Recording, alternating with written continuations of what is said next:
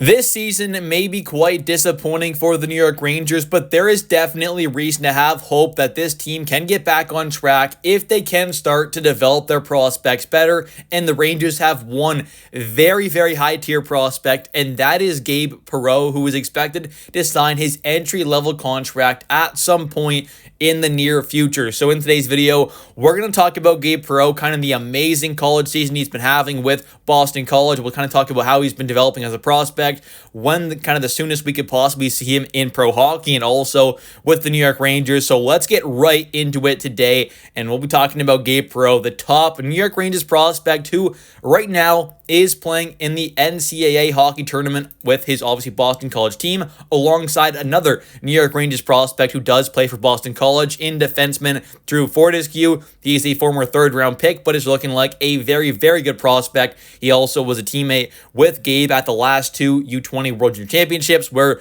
Team USA won back-to-back gold medals, so that's pretty cool there. Two Rangers prospects who were teammates at the college level as well with Boston College, also were teammates with the National Development Program, got to win back-to-back gold medals there, and are both having some pretty good seasons there with Boston College, and like I said, are both going to be competing, obviously, in the hockey tournament there, which is, of course, like the hockey version of March Madness, which has been pretty fun to watch so far. But getting back to hockey here, obviously, it's going to be an interesting kind of first round there. Boston College taking on Bentley, an unranked team there. Boston College being that top-ranked team, you definitely expect them to move on there, and they probably will, and they will face, in the second round, the winner of Providence and Denver. So another two kind of solid programs there, but obviously Boston College is definitely expected to, kind of make their ways in the tournament here, being, the top-ranked team. So hopefully they can go on a run there, potentially win the whole thing with two Rangers prospects. But in particular here, we're going to talk about in today's video, Gabe Perreault. He is obviously, I would say, the number one prospect currently in the Rangers system.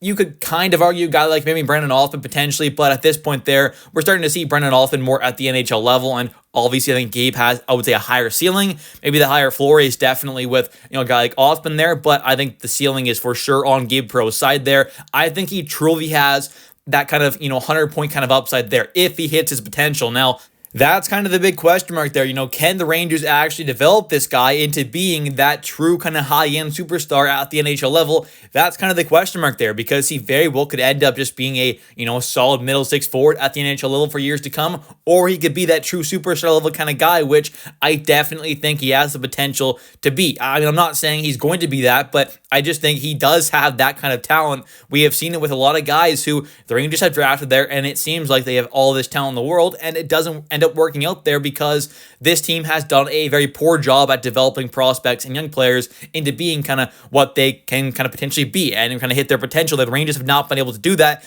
and get a lot of guys to hit their potential. We've seen it with guys like Kaapo Kakko, a second overall pick. We saw it with Lafreniere, obviously, and he's still been a solid player, same with Kakko, but they haven't been that first and second overall pick caliber guys, and that's two swing and miss there for the Rangers, and even some other guys there as well. You take a look at a guy like Vitaly Kravtsov there, a little bit of a different situation there because he is from Russia, so playing a lot in the KHL, a little different there, but still the Rangers were unable to develop a guy like that. You take a look at Elias Anderson there, another big flop, and obviously there are multiple other guys there, and we're seeing it so far with a bit with Brendan Othmann and Berard there, where I don't think they've been kind of flopped so far or necessarily kind of bust by any means, but they definitely haven't quite been even given that opportunity to potentially kind of really see what they can do. And, we saw with for a second there with kind of Othmann getting up in the top six there, and he ended up getting a point there the other night, which was cool. But we're just not seeing that development with these prospects. And I still have faith with guys like Berard and Othmann, but if we're being honest here, I don't have a ton of faith because we haven't really seen it yet from this Rangers organization to be able to develop these players, which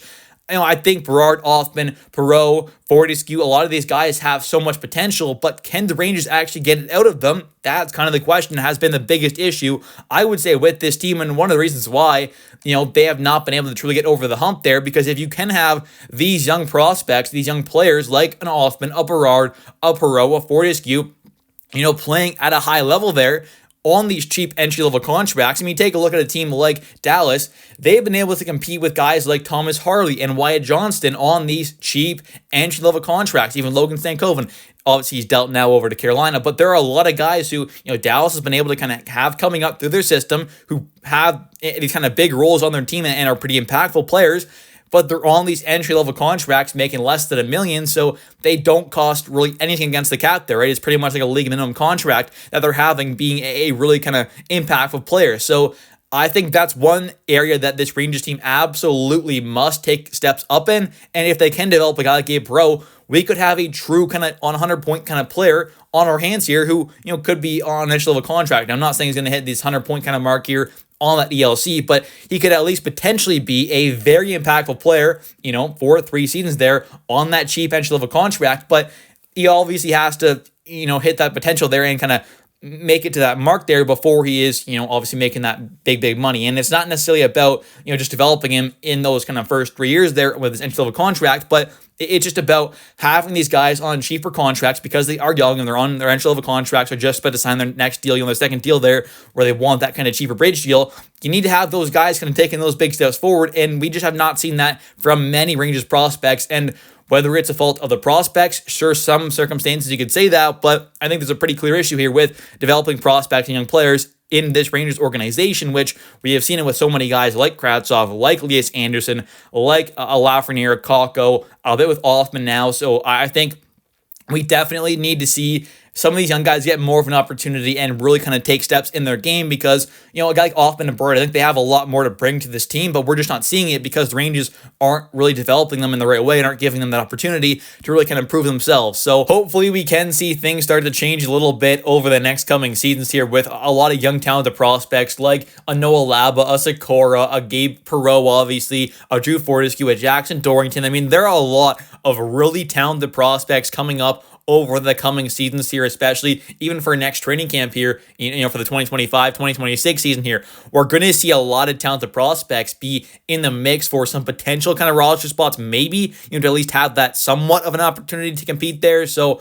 hopefully some of these guys can take those big steps forward for this team because it can definitely help things out a ton in a salary cap world when you have these cheap young players performing at a high level, but the Rangers also have to do their part there in developing these guys and putting them into the right roles and right opportunities to kind of get the job done and actually really kind of make some progress in their development. And taking a look here at a quote from Vince Mercogliano's article as he ended up talking about Perreault in his latest article, saying, "No one questions whether Perreault has the skill or hockey acumen to play at the highest level. That's been clear throughout his 2 seasons at Boston College, during which he's racked up 107 points there, being 34 goals, 73 assists across 71 games played, while cementing his reputation as a playmaking savant. But as another scout said, quote, the only thing that would stop him is not being physically ready for it." And that's definitely, a bit of a question mark. And that was maybe one of the reasons why he did fall down, the draft board there on most teams' kind of rankings, where a lot of people did kind of think he would be that kind of maybe 10 to 15 range there in that draft, something around the kind of early teens there, or maybe the kind of just around the top 10 range, something around there is kind of where he would go. Obviously, he falls way down there into the 20s to the Rangers, which for us was absolutely phenomenal. I never really thought he'd end up making it that far. Never even made a video, kind of talking about the potential drafting him because to me, it just didn't seem like a lot of sense there that he would fall down that far. Obviously, he did. It looked like an absolute steal so far. Multiple teams are definitely, I'm sure, kind of kicking themselves for not drafting him. And, the good news is he can have the potential to learn from a guy like Artemi Panarin, who is obviously someone who's, not the biggest guy in the world, not the strongest player, definitely not the greatest defensively either. And I think shows a lot of kind of similarities in each other's games there where a guy like Panarin, he is not known for being some elite dynamic skater. Neither is a guy like Perreault. Is Perreault that physical force out there? No, neither is Panarin. So I think there are a lot of similarities to their games where, they're both, solid goal scorers. Obviously, Panarin can definitely put the puck in the back of the net, but Panarin's also more known for being just that incredible kind of passer and stuff like that, right? Obviously, Panarin's just an all-around elite offensive threat, but he definitely has some great offensive skill there, some great kind of passing talent, which a guy like Perreault does as well. So I definitely think there are a lot of similarities in their games that if Perreault can learn a little bit from a guy like Panarin, that could be pretty good there because Panarin is obviously a guy who, like I said, not the best skater in the world, neither is Perreault, not the most physical player, neither is Perreault, not the best defensive player, neither is Perreault, but there are definitely, some similarities to the games where hopefully Perreault can learn a thing or two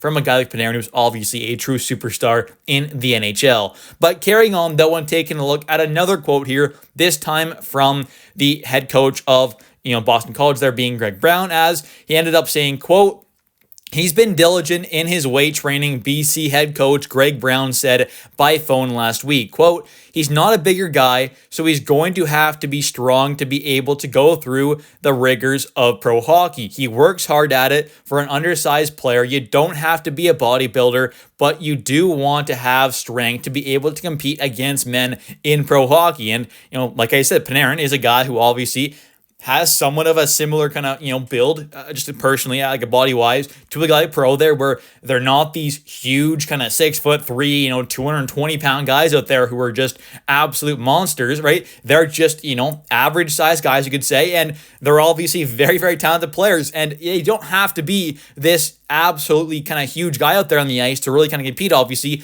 we're seeing it with so many guys who are undersized or maybe just not that big in general and aren't that strong, but they can still get the job done there. We've seen it with a guy like Panarin there, a guy like Patrick Kane, obviously a little different there. He's still pretty strong, but these guys are strong in the different ways, and I think that's where Gabe Perreault definitely still has all the talent, all the potential in the world to be an absolute superstar. It just kind of depends on whether or not he can develop his all-around game, because the physicality part, I just don't see being the thing that hinders him and kind of stops him from taking those big steps in the NHL. It's going to be his just all-around kind of development there, and if he can develop into the right kind of player there and hit his kind of potential, I definitely think the Rangers have a true superstar in their hands. Finally, though, taking a look at his official stats here, kind of what he did this past season, he ended up having 35 games played with Boston College, 15 goals, 35 assists, 47 total points.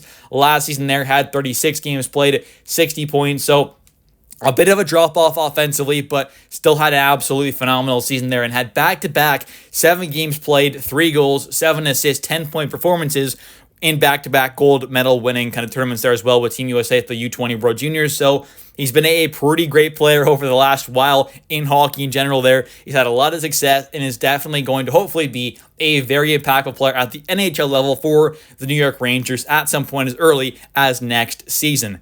Anyways, thank you all so much for watching today's video. If you have enjoyed, definitely don't forget to hit that like and subscribe button for daily New York Rangers content, as I do post every single day. So if you are a Rangers fan, there's no better place to be on YouTube than this channel. So hit that like and subscribe button. And also, definitely don't forget to comment down below your thoughts on Gabe Perreault and any other kind of prospect that you like or maybe think is a bit underrated there. Let me know your thoughts on the New York Rangers prospects. Do you think they can develop these guys as well? Because like I said, that's another big question mark there. But anyways, thanks for watching. I'll catch you next one, and let's go Rangers.